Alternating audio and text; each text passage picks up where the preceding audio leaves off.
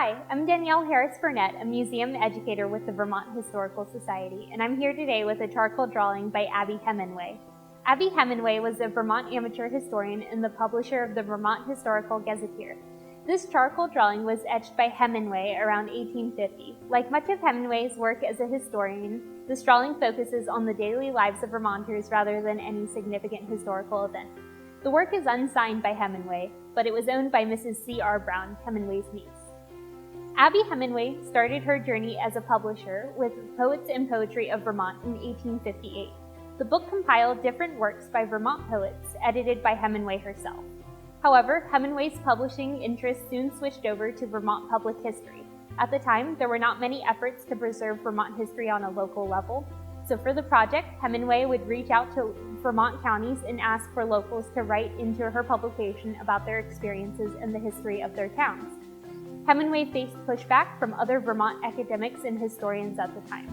She was told history is not suitable work for women, in a letter signed by several professors from Middlebury College, but she proceeded anyways with the project, largely without outside support. Hemenway published 4 out of 6 volumes of the Vermont Historical Gazetteer, which documented the history of almost every town in Vermont. Her work was entirely self-published, and she would often face massive personal debt to continue printing. Her first volume was published in 1859 and preceded alphabetically by Vermont County. In 1890, Hemenway died with the project still unfinished, but she had compiled research for the final 2 volumes. So, her sister Carrie Page took up the task to finish publishing her work. Unfortunately, only 5 out of the 6 volumes were officially published, as the 6th and final volume of the Vermont Historical Gazetteer was lost in a fire. Hemenway was interested in history that focused on the lived experiences of everyday Vermonters.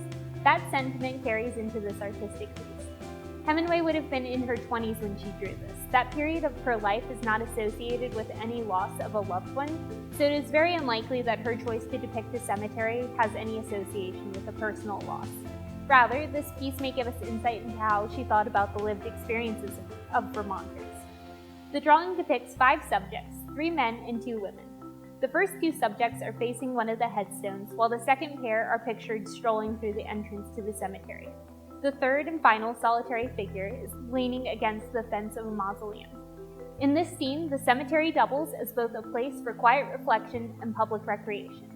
In the background, we can see several recreational sailing boats being used. In the 19th century, many cemeteries across the United States also functioned as parks. With this in mind, Hemenway's piece draws parallels between the natural elements surrounding the cemetery and the structured landscape within. We can see multiple willow trees leaning in over the visitors, creating a vision of a serene afternoon. While today we may think of cemeteries only in terms of their association with death, this is clearly not Hemenway's intention with this drawing. Rather, she chooses to depict the cemetery in connection with other elements of the daily lives of people in the mid-1800s. This drawing was completed in the upward momentum of Hemenway's career as an amateur historian. Hemenway's love of art and history fueled her publishing career. Despite her financial troubles, Hemenway was able to publish the first 4 volumes of the Vermont Historical Gazetteer on her own. She pushed social boundaries for female historians in Vermont and contributed largely to our understanding of early Vermont history. Thanks for joining us today. To learn more about the Vermont Historical Society and our collections, you can visit our website at vermonthistory.org or follow us on social media.